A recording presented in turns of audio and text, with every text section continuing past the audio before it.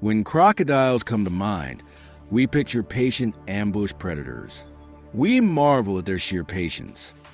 With only their eyes and nostrils above the water, the rest of their bodies linger just beneath the surface, lie in wait, biding their time until the perfect moment to strike their unsuspecting prey. Today, we are conditioned to view the water's edge as the ultimate danger zone, expecting the threat to always come from the murky depth below. But had we walked the ancient landscapes of Cretaceous Africa, we would have faced a terrifyingly different reality. Back then, the rules of survival were entirely rewritten, and the danger didn't just stay in the water. Picture a small dinosaur navigating the dense, shadowed undergrowth of the ancient forest, miles away from the treacherous riverbanks. It wanders with a false sense of security, believing the danger has been left far behind at the water's edge. It moves with confidence, certain it has escaped the crushing jaws of the river depths. But it is tragically mistaken. In this unforgiving world, the true nightmare doesn't wait in the water. It stalks on solid ground. Then, in a terrifying explosion of speed and violence, an armored demon bursts from the shadows of the trees. Forget everything you know about slow, belly-dragging reptiles. This is a terrifying land-dwelling crocodile, raised on long legs, galloping across the forest floor to hunt its prey, armed with massive boar-like tusks jutting from its fearsome jaws. It was the ultimate nightmare of the ancient earth. They called it the Boar Croc. Avoiding the water might have kept you dry, but no head start could save you from the Boar Croc. Welcome to the Lost Eon. To truly comprehend the horror of the Boar Croc, we must look beyond its scaly armor and uncover the terrifying predatory blueprint etched into its very bones. Look at a modern crocodile. Its legs are splayed outward, forcing it to drag its heavy belly across the mud in a sluggish sprawl. But Kaprosuchus was biologically engineered for a terrifyingly different reality. Its limbs were positioned directly beneath its torso like muscular pillars, lifting its massive chest entirely clear of the earth. This apex predator wasn't designed to crawl through the muck. It was engineered to run. But the true nightmare is revealed when we examine its skull. The snout wasn't just a jaw. It was a heavily armored battering ram, reinforced with unnaturally thick layers of solid bone. Even long before its jaws could close, this creature could use its massive head almost like a biological battering ram.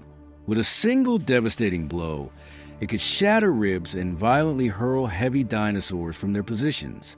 But the creature's true namesake and its most terrifying weapon lies resting within its jaws.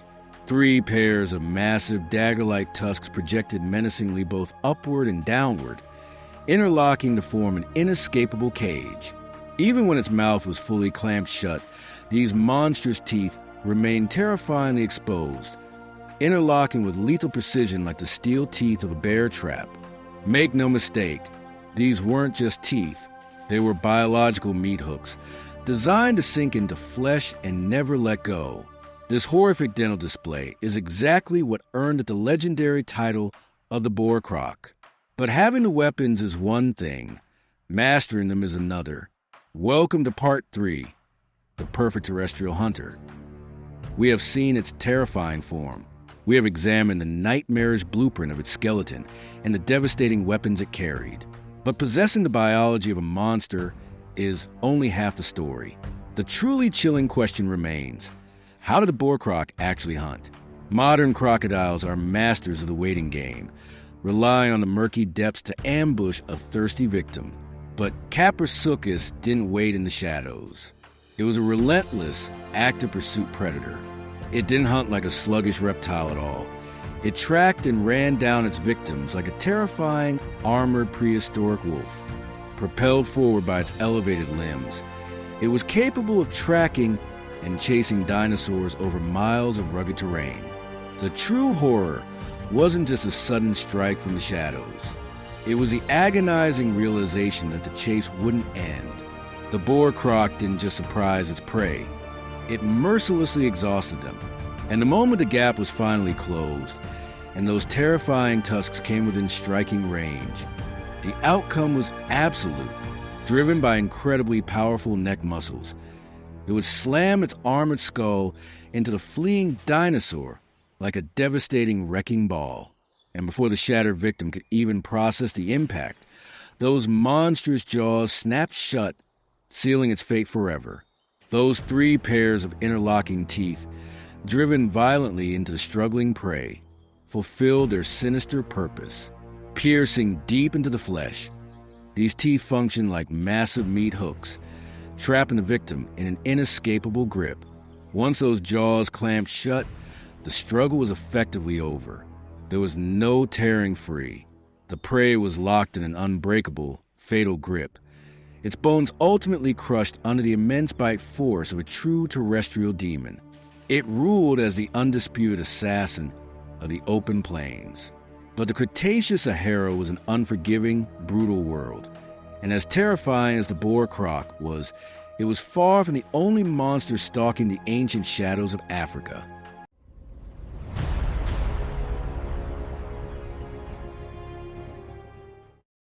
Monsters are not simply born, they are forged by their environment. To truly understand what turned the Boar Croc into such a relentless terrestrial nightmare, we must examine the merciless world that shaped it. Welcome to Cretaceous Niger. Today, we picture Sahara as an endless, sun-scorched sea of sand. But 95 million years ago, it was a sprawling, lush network of massive river systems. Yet, for the Boar Croc, the rivers offered no refuge, because those waters were already taken. The rivers of this ancient world were ruled by absolute titans. The murky depths were strictly the domain of a 40-foot leviathan known as Kaprosuchus. And the riverbanks offered absolutely no sanctuary, for they were relentlessly patrolled by the largest carnivorous dinosaur in Earth's history, the fearsome Spinosaurus. Make no mistake, a 20-foot-long terrestrial crocodile is a true force of nature. Yet, in this brutal theater of monsters, it was vastly outsized. It was a middleweight contender forced into a heavyweight nightmare, meaning it couldn't rely on sheer bulk. It had to rely on speed and ferocity. To remain in those rivers meant competing with undisputed giants. It meant certain death. So, the brutal engine of evolution engineered a radical, terrifying solution: abandon the water entirely and conquer the land. It abandoned the watery graves of the rivers to conquer the sun-baked land. Forged with long, muscular legs and a heavily armored skull, Kaprosuchus didn't just survive in the shadows of giants. It violently carved out its own exclusively deadly niche. The murky waters had their titan kings, and the sun-baked plains definitively belonged to the Boar Croc. But the Cretaceous world was vast, and just beyond the tree line, in the suffocating shadows of the deep forest, entirely different terrors were waiting.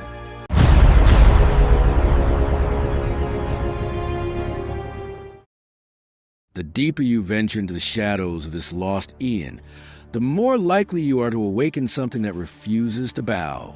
When ultimate predators collide, there is no retreat. Welcome to Part 5, the standoff, deep within the suffocating shadows of the Cretaceous forest. The rules of the open plains no longer apply.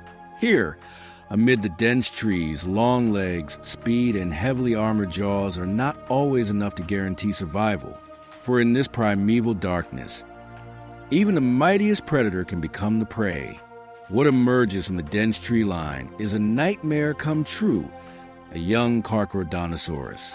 This is a top-tier theropod, created to kill the Cretaceous period's most colossal beasts by bleeding them to death. The moment it locks eyes with the Boar Croc, the forest falls into a deadly silence. It is the ultimate prehistoric standoff. The young theropod clearly hold the advantage in sheer size and height. But Kaprosuchus refuses to back down. It stands its ground, armed with those terrifying, interlocking tusks and a heavily armored skull forged like a biological anvil. The tension shatters in an instant.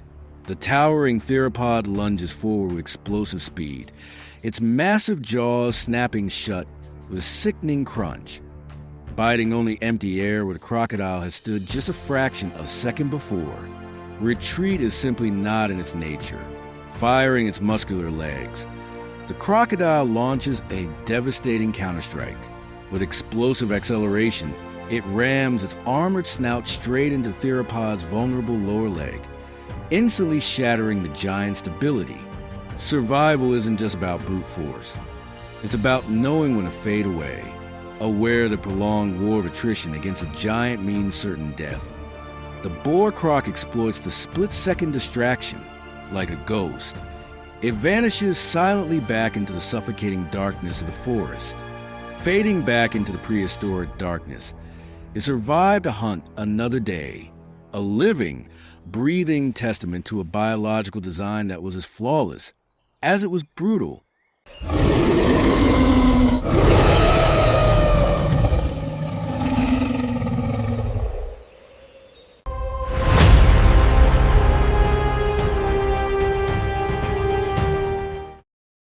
No dynasty lasts forever. Like all great empires of the Mesozoic, the golden age of the terrestrial crocodiles eventually faded into the dust, their reign brought to an inevitable and silent end. Swept away by the relentless flow of time, it vanished without a trace among the shifting sands of the Sahara. Today, the only definitive evidence that this earthly nightmare once roamed the earth is a fossilized skull buried beneath the dust. But nature rarely discards a perfect blueprint. Millions of years after Boar Croc vanished, evolution would resurrect this exact, flawless design. The vacant throne of the galloping terrestrial hunter would eventually be reclaimed. Only this time, the crown would be worn by mammals. But long before the first wolves howled, or the big cats ever claimed the plains, there was the Boar Croc, a fleeting, terrifying masterpiece, standing forever as one of evolution's most savage and undeniably beautiful experiments. To unearth more vanished predators and continue our journey through the age of terrestrial giants, the winged terrors of the prehistoric skies, and the abyssal leviathans of the deep, leave a like and subscribe to the Lost Eon. Until the next fossil is found, stay curious.